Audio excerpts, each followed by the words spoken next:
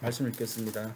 고린도전서 15장 12절에서 34절입니다. 그리스도께서 죽은 자 가운데서 다시 살아났다 전파되거늘 너희 중에서 어떤 이들은 어찌하여 죽은 자 가운데서 부활이 없다 하느냐. 만일 죽은 자의 부활이 없으면 그리스도 다시 살지 못하였으리라. 그리스도께서 만일 다시 살지 못하였으면 우리의 전파하는 것도 헛것이요 또 너희 믿음도 헛것이며 또 우리가 하나님의 거짓 증인으로 발견되느니 우리가 하나님이 그리스도를 다시 살렸다고 증거하였습니다.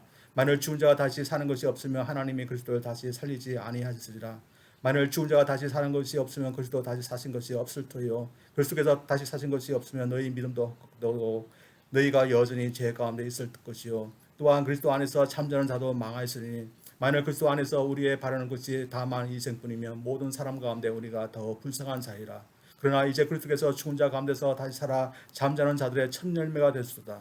사망이 사람으로 말미암았으니 죽은 자의 부활도 사람으로 말미암는도다. 아담 안에서 모든 사람이 죽은 것 같이 그리스도 안에서 모든 사람이 삶을 얻으리라. 그러나 각각 자기 차례대로 되리니 먼저는 첫 열매인 그리스도요 다음에는 그리스도 강림하실 때 거기에 붙은 자요 그 후에는 나중이니 제가 모든 정사와 모든 권수와 능력을 멸하시고 나를 아버지 하나님께 바칠 때라. 제가 모든 원수를 그 발 아래에 둘 때까지 불갑을 왕노로 하시리니 맨 나중에 맹말받을 원수는 사망이니라. 만물을 저의 발 아래 두다 하셨으니 만물을 아래 둔다 말씀하실 때 만물을 저의 아래 두시니가 그 중에 들지 않은 것이 분명하도다. 만물을 저에게 복종하신 때에는 아들 자신도 그때 만물을 자기에게 복종하시는 이에게 복종케 되리니 이는 하나님의 만유의 주로서 만유 안에 계시려 하심이라. 만일 죽은 자를 도무지 살지 못하며 죽은 자를 위하여 침례받는 자들이 무엇을 하겠느냐. 어찌하여 저희를 위하여 침례를 받느냐. 또 어찌하여 우리가 때마다 위험을 무릅쓰리요. 형제들아 내가 그리스도 예수 우리 주 안에서 너희 가진 바 너에게 대한 나의 사랑을 두고 탄하노니 나는 날마다 죽노라. 내가 범인처럼 에베소에서 맹수로 더불어 싸웠으면 내게 무슨 유익이 있느냐. 죽은 자가 다시 살지 못할 것이면 내일 죽일 터이니 먹고 마시자 하리라. 속지 말라. 악한 동무들은 선한 행실을 더럽히나니 깨어 의를 행하고 죄를 짓지 말라. 하나님을 알지 못하는 자가 있기로 내가 너희를 부끄럽게 하기 위하여 말하노라. 아멘. 자, 오늘은 기쁜 부활입니다. 부활절을 맞이할 때마다 저희들은 주님의 부활하시는 사실로 인해서 참 기뻐합니다.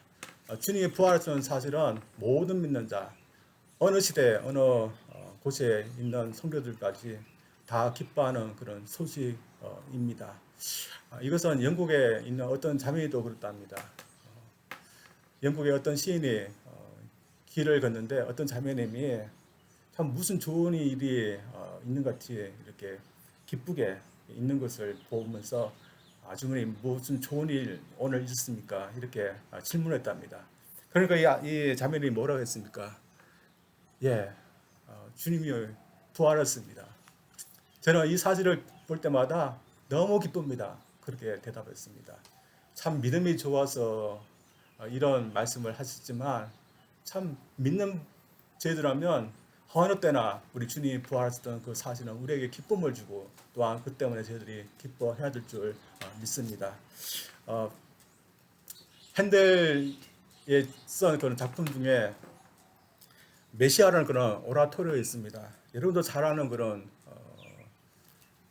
대곡인데 핸델이 참 어릴 때 영감을 받아서 몇 주 안 되는 사이에 이 대곡을 썼습니다.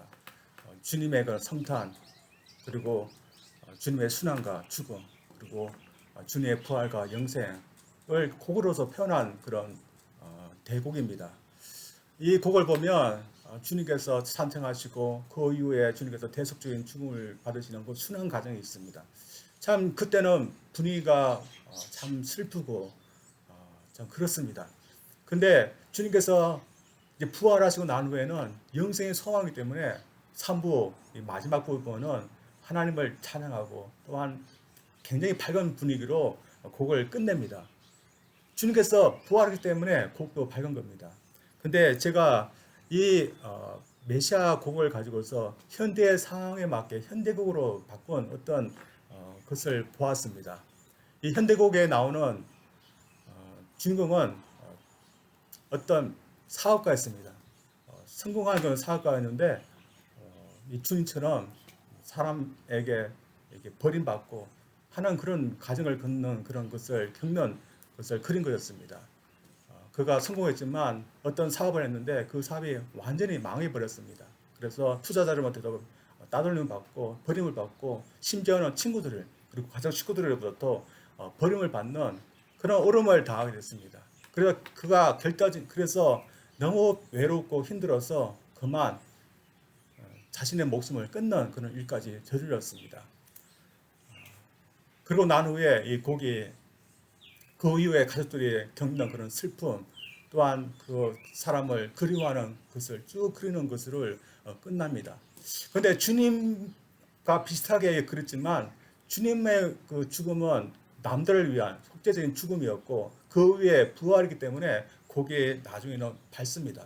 그런데 이 현대극 이 사업가가 죽은 것에 대해서는 그냥 죽고 그다음에 유가족들이 그를 그리워하고 슬퍼하고 또한 어떤 자책감 그것을만 있기 때문에 참 슬퍼하는 그런 것으로만 끝나게 됩니다. 그래서 이 현대 극으로 만들어진 걸 보면서 참 부활에 있느냐 없느냐에 대해서 우리의 삶이 밝지 않느냐를 보여주는 것 같습니다. 우리 인생도 그런 것 같습니다. 부활이 있으면 우리가 이 세상을 점점 살아가도 우리가 걱정하지 않고 소망 가운데 살지만 만약 우리 가운데 부활이 없다. 죽음으로써 모든 것이 다 끝난다. 그럼 여러분 어떻겠습니까? 우리가 점점점 세월을 지나면서 우리 인생이 점점점 지나가는 것을 볼 때 참 서글프고 또 어떻게 보면 죽음을 맞이해야 되니까 무섭기도 하는 그런 인생을 살 수밖에 없습니다. 그러나 여러분, 저도 그렇고 여러분도 다 부활의 소망을 가지면서 저들은 살아가고 있다고 믿습니다. 그런데 이런 소망을 갖고 모든 믿는 자들이 살아가는데 그렇지 않은 그런 성도들이 바울 당시에 있었습니다. 그 성도들은 말도 많고 또한 이상한 그 믿음을 가지고 있던 고린도 교회 성도들이었습니다. 이 고린도 교회 성도들은 주님을 믿지만 그러나 나는 부활만큼은 믿지 못하겠다. 그런 이상한 믿음을 갖고 있었습니다. 바울이 이런 믿음을 갖고 있었던 이들을 향해서 부활의 신앙을 다시 가지라고 그들에게 부활 신앙을 가르쳐 주는 말씀이 오늘 고린도전서 15장입니다. 방대한 내용이지만 저는 이곳에서 바울이 가르치는 몇 가지만을 여러분과 나누기를 원합니다. 바울이 이 15장에서 부활에 대해서 강조하는 것 중에서 먼저는 부활을 믿는 것은 모든 믿는 자들이 다 믿어야 되는 것이라는 것을 강조하고 있습니다. 이 고린도 교회 식구들이 부활을 왜 못 믿었는지 저들 추정을 할 수 있습니다. 말씀이 나오지 않지만 당시에 영혼은 귀하게 있고 몸은 제약시하는 그런 사장이 있었습니다. 아무래도 이런 사장이 고린도 교회 식구들에게도 영향을 미쳐서 영혼은 기정이었고 몸은 감옥처럼 그렇게 여기는 사장이 있어서 몸의 부활을 믿지 아니하고 부인하려고 하는 그런 사람들이 있었던 것 같습니다. 이런 사상을 갖고 있고 믿음 갖고 있던 이 고린도 교회 식구들에게 바울이 어떤 말을 하고 있습니까? 부활을 믿으면 모든 믿는 자들이 공통적으로 다 갖고 있는 그런 믿음이고 또한 설교자들, 복음 전하들, 또한 사도들이 또한 지금도 공통적으로 전하고 있는 그런 메시지다. 믿어야 되는 것다. 그렇게 말씀하고 있습니다. 이 말은 무슨 말을 하고 있는 것입니까? 모두가 다 부활신앙을 믿고 있는데 그것을 믿지 않고 부활이 없다 하는 그들의 믿음이 잘못되었다는 것을 가르쳐 주고 있습니다. 그래서 모두가 어떤 확신이 있기 때문에 다 이런 고백을 하고 믿기 때문에 그들도 이런 믿음에 동참해야 되는 것을 권고하고 있는 겁니다.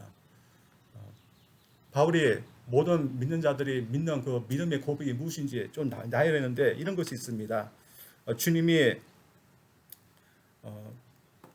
우리를 위해서 죽으셨다는 사실, 또한 장사 지내다가 무덤에 묻혔다는 사실, 그러나 사흘 만에 다시 살아났다는 사실, 그리고 부활하여서 여러 사람에게 나타나서 보였다는 그 사실, 그것은 당시의 사람들이 다 믿었던 것이라고 말합니다.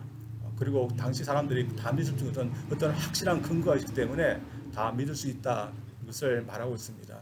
이 부활 사건만 해도 어떻습니까? 우리 사람이 참 믿을 수 없는 것이 어떤 사람이 죽었다가 다시 사는 것인데 주님이 죽었는데 부활했다. 당시 성도들은 다 믿었습니다. 왜 그럴까요? 주님이 부활하신 것을 직접 목격한 그런 사람들이 있었기 때문입니다. 마리아와 또한 제 아들 그런 사람들 500명까지도 또한 심지어 바울까지도 부활하신 주님을 믿기 때문에 부활하신 사실은 누구나 다 믿어야 되는 그런 확실한 근거 위에 있던 그런 사건이었습니다. 그래서 다 이런 본능적인 믿음을 갖고 있습니다. 또한 주님께서 십자가에서 대속적인 죽음을 주었다는 것도 확실한 근거 위에서 있기 때문에 사람들이 믿었던 것입니다. 이것을 무엇을 통해서 알 수 있습니까? 주님께서 부활하셨다는 것을 통해서 주님께서 이 땅에 오신 하나님의 아들이고 또한 죄인들을 위해서 구속을 베푸신 하나님의 아들이라는 것을 이 부활 사건을 통해서 사람들은 그분이 바로 하나님의 아들이었구나 믿게 되었던 것입니다. 따라서 당시에 사람들이 믿었던 것은 어떤 확실한 근거 위에 있었던 겁니다. 마찬가지로 우리 성도들이 또 부활하게 되는데 그 부활 사건도 마찬가지로 확실한 근거 위에 있다는 것을 말하고 있기 때문에 또한 믿어야 되는 것을 말하고 있습니다.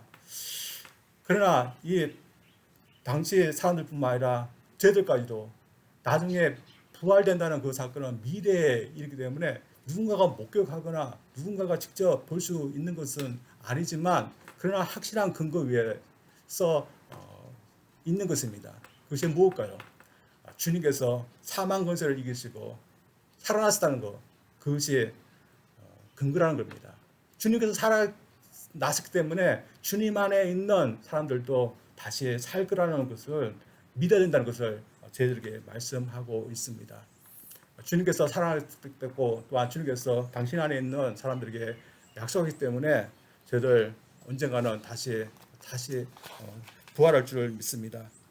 어떤 사람들 중에는 막연하게 다시 살면 좋겠다. 또한 천국이 있으면 좋겠다. 그렇게 말하는 사람이 있습니다. 그러나 그렇게 희망하고 있는 근거가 없는 사람들이 많이 있습니다. 저희들도 어떻습니까? 저희들 나중에 부활한다. 천국이 있다. 저희들이 희망하고 소망인데 저희들 막연한 희망일까요? 아니면 어떤 확실한 근거 위에서 그런 희망을 품고 있는 걸까요? 저희들이 만약에 다시 사는 것이 우리의 능력, 우리의 어떤 노력에 의해서 해야 될 그런 것이라면 저희들 아무리 소망해도 부활하지 못합니다. 우리는 죽는 것도 막지 못하는 사람들인데 저희들이 어떻게 나중에 우리 힘으로서 다시 부활할 수 있을 것이라고 생각할 수 있습니까? 절대 그렇게 희망할 수 없는 겁니다.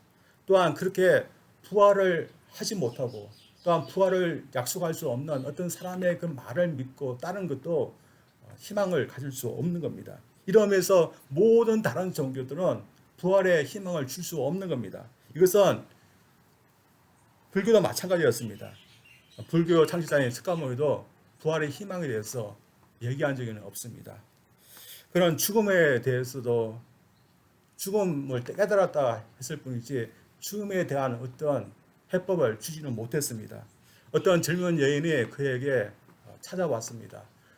그 여인에게는 자신의 사랑하는 그런 아이가 있었는데 그 아이가 죽어가고 있었습니다. 그래서 혹시나 석가에게 오면 살 수 있는 어떤 약이 있을까 해서 찾아왔는데 이 석가가 이 여인에게 한 번도 집안에 죽은 사람이 없는 곳에 가서 겨자씨를 얻어가지고 아이한테 먹이면 살 수 있다. 그래서 한번 찾아보라고 말을 했습니다. 이 여인은 이 말을 고지 믿었습니다. 그래서 동네로 찾아가서 혹시 죽지 않은 그런 집안이 있는가 다 찾아보았습니다. 근데 여러분 죽지 않은 그런 집안이 있을까요? 없는 것입니다. 그래서 이 여인이 결국에는 내 아이만 죽는 것이 아니라 모두가 다 죽는 것이다. 그런 깨달음만 갖고서 돌아왔답니다. 이 석가도 살지 못했고 또한 그를 믿는 사람에게 다시 살 수 있다. 그래 부활에 대해서 약속할 수 없는 겁니다. 그러나 저들은 부활을 확신하고 그렇게 삽니다. 왜 그럴까요? 우리가 믿는 주님은 세상 또한 사망 권세를 이기시고 직접 부활하신 부활의 구세주이기 때문입니다. 또한 그분에게는 그를 믿는 모든 사람을 다시 살릴 수 있는 능력이기 때문에, 생명이기 때문에 그런 약속을 할 수 있는 겁니다. 따라서 이 세상 어떻게 될까요? 그리고 우리들은 앞으로 어떻게 될까요? 부활은 부활과 관련하여서 부활에도 순수가 있다고 했는데 그 순수에 의해서 저희들이 앞으로 부활하게 될 겁니다. 바울은 고린도전서 15장 23절 24절에서 이렇게 말했습니다. 제가 읽습니다. 그러나 각각 자기 차례대로 되리니 먼저는 첫 열매인 그리스도요, 다음에는 그가 강림에 맞을 때 그리스도에게 속한 자요, 그 후에는 마지막에는 그가 모든 통치와 모든 근수와 능력을 멸하시고 나라를 아버지 하나님께 바칠 때라. 이 순서에 따르면 먼저 주님께서 부활하신답니다. 그 다음에는 주님께서 다시 오실 때 주님 앞에 속한 모든 자들이 부활한다는 겁니다. 따라 이 순수에 따르면 두 가지 순수밖에 없습니다. 먼저는 주님이시고 그 다음에 주님께 속한 모든 믿는 자들입니다. 따라서 주님이 먼저 부활했기 때문에 그 다음에는 누구일까요? 그 다음에는 주님께 속해 있는 저희들이 그 다음으로 부활할 거라는 것을 성경이 우리에게 말하고 있습니다.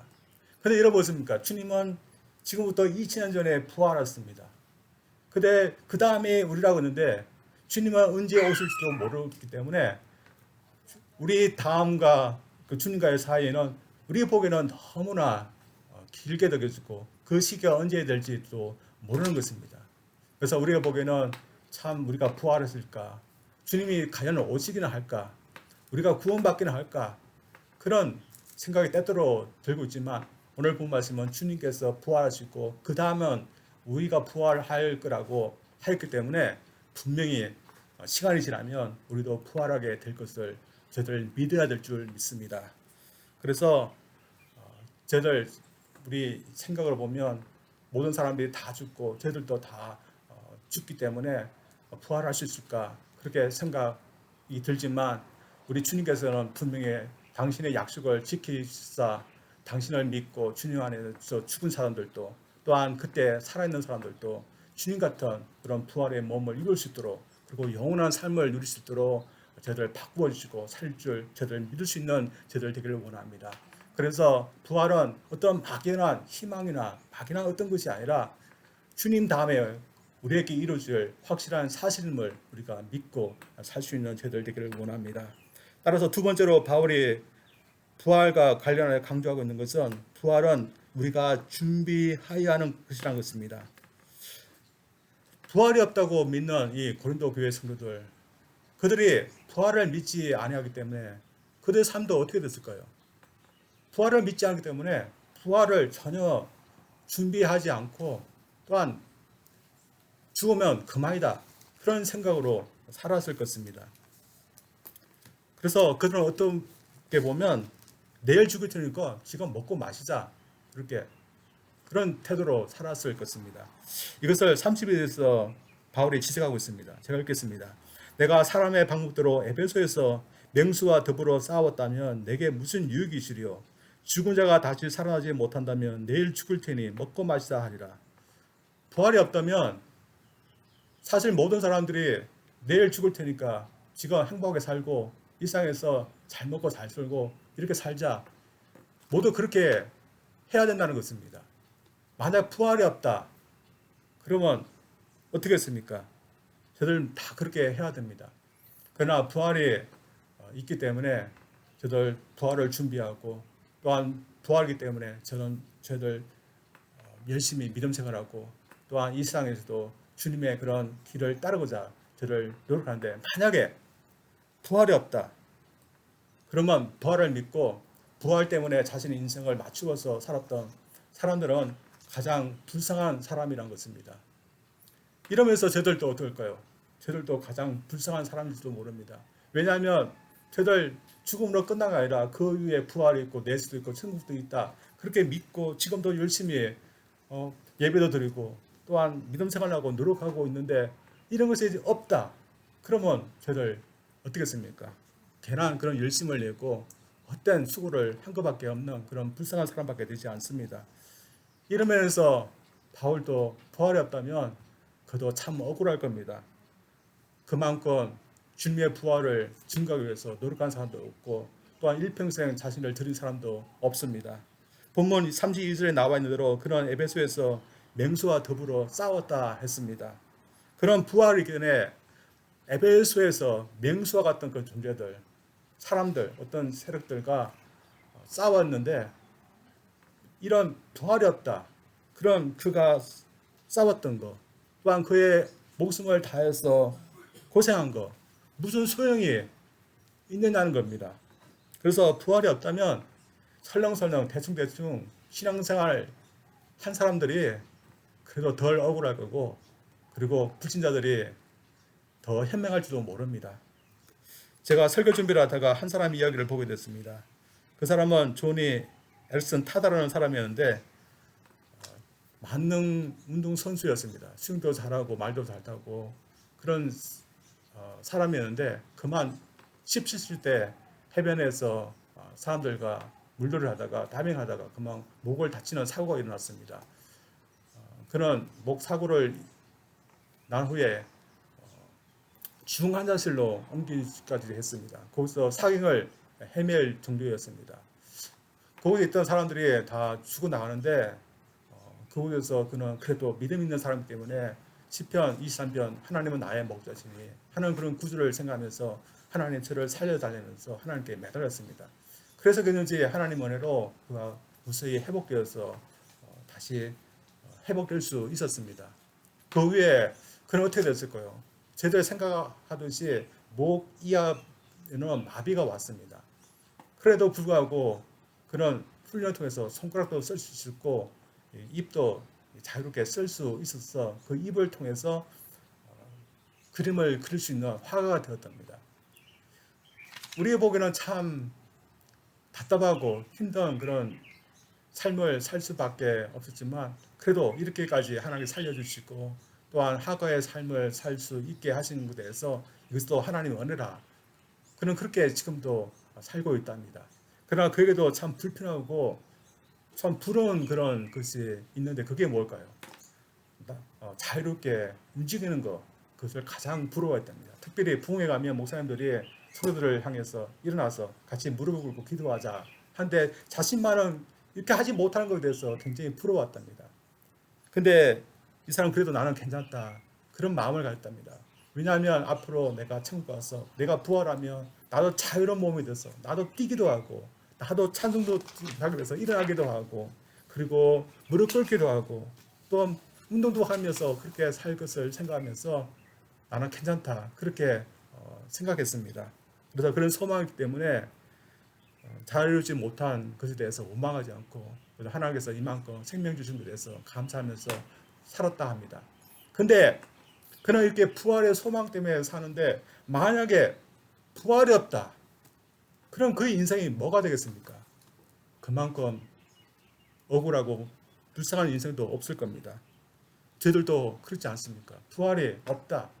그러면 우리 인생도 이 세상에서 편하게 그냥 죄짓고 살았으면 좋았을 텐데 그것도 하지 못하고 부활했다면서 참으면서 살았는데 그런 모든 것은 다 소용이 없다는 겁니다. 그러나 그렇습니까? 그렇지 않은 겁니다. 저희들이 믿고 있듯이 이 세상은 죽음을 향해서만 달려가고 있지 않습니다. 그 넘어 하나님의 약속하신 부활을 향해서 지금도 이 세상 우리 하나님께서 그렇게 움직여 가고 있기 때문에 부활을 믿고 부활을 준비하면서 사는 사람 결코 헛되지 않은 줄 믿습니다. 따라서 우리가 부활이기 때문에 저희들 어떻게 해야겠습니까? 먼저는 주님 안에서 끝까지 붙어 있어야 되는 겁니다.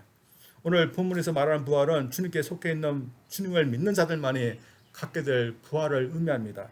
그래서 부활은 오직 주님을 믿는 자들만이 누리는 것입니다.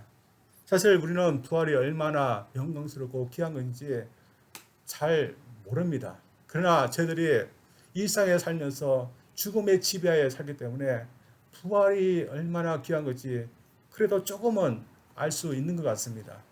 오늘날 많은 사람들이 슬프고 또한 병들고 늙고 또한 고난 많은 이 세상에서 그래도 조금이라도 오래 살면 좋겠다. 그런 생각을 가지고 오면서 살아갑니다. 그러나 사람들이 아무리 원해도 그런 삶이라도 살지 못합니다. 누구나 죽음의 때가 오면 다 가야 됩니다. 우리 그리스도도 그렇지 않습니까? 우리 그리스도도 죽음의 때가 되면 다 가야 됩니다.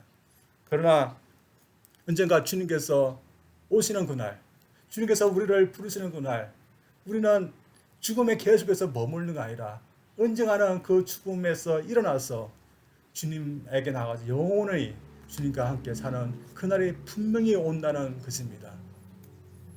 따라서 주님을 믿으면 누구에게나 이런 영원한 날이 주어지는 것입니다. 따라서 주님을 믿는 것, 우리가 부활을 생각하면 얼마든지 기쁘게 해야 되는 것입니다. 옛날 북유럽 스칸디바니아 반도의 페도라는 어부가 자기의 아들과 함께 고기를 잡으러 바다에 어느 날 나가게 되었습니다. 만선을 꿈을 꾸고 나갔는데 바닷가에 나갔는데 그들이 생각지도 못하게 폭풍우가 몰려오게 됐습니다. 그 폭풍우에 의해서 이렇게 그들이 상행을 헤매이는데 그 밤까지도 그렇게 폭풍우가 몰려오게 됐습니다. 밤에 그들이 어떤 생각을 하게 되겠을까요? 우리는 이제 바다에서 다 죽는구나, 그런 생각을 하게 됐습니다. 왜냐하면 깜깜한 곳에서 어디로 가야 될지도 그런 모르는 상황이었기 때문입니다. 그래서 그들이 자포자기하면서 이제 죽는구나 생각하는 그 가운데 있는데 갑자기 어느 곳에서 불기둥이 일어나서 하늘을 향해서 치솟는 것이었습니다. 그래서 이들이 이제는 우리가 살았다, 저 불기둥만 보고 가면 우리가 살 수 있다 하면서 그 불기둥을 향해서 배를 지어서 갔습니다. 그런데 그들이 가보니까 그들의 마을이었습니다. 배를 해안가에 정박하고 자신의 집으로 돌아가고 있는데 아내가 울면서 자신과 아들을 맞이하는 겁니다. 이 아내에게 무슨 일이 있었던 것일까요? 그 불기둥, 이 아내가 만들 겁니다. 자신의 집을 실수로 홀랑 태웠던 겁니다. 그래서 이 아내가 남편을 보면서 여보 미안해요, 제가 실수로 집을 다 태워버렸어요. 이제 세상까지 다 태워버렸는데 우리 이제 뭐 먹고 살아요 하면서 눈물을 흘렸습니다. 이때 이 남편 페드로가 이 아내에게 뭐라 했을 겁니까? 태워버릴 게 따로 있지, 집을 몽땅 태워버리냐고 하면서 이 아내를 마구 이렇게 화를 냈을까요? 이 페드로는 그렇지 않았답니다. 자신의 아내를 안아주면서 여보 고마워하면서 도리어 고마워했답니다. 여러분, 이 사람에게 집을 잃는 것이 자신이 구조받는 것보다, 사는 것보다 그것에 비하면 아무것도 아닌 겁니다. 그는 집을 다시 지으면 되고 생활 다시 모으면 되는 것입니다. 그렇게 자신을 구조할 수 있도록 해준 그 불기둥을 내준 그 아내가 도리어 고마웠는데, 이것은 우리가 부활 신앙을 믿는 것도 마찬가지라고 생각합니다.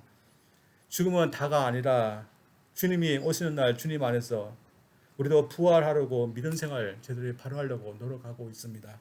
그래서 깨어지려고 저희들 노력하지 않습니까? 의를 행하려고 노력하고 있고, 또한 세상과 타협하며 살지 않으려고 노력하며 살아갑니다.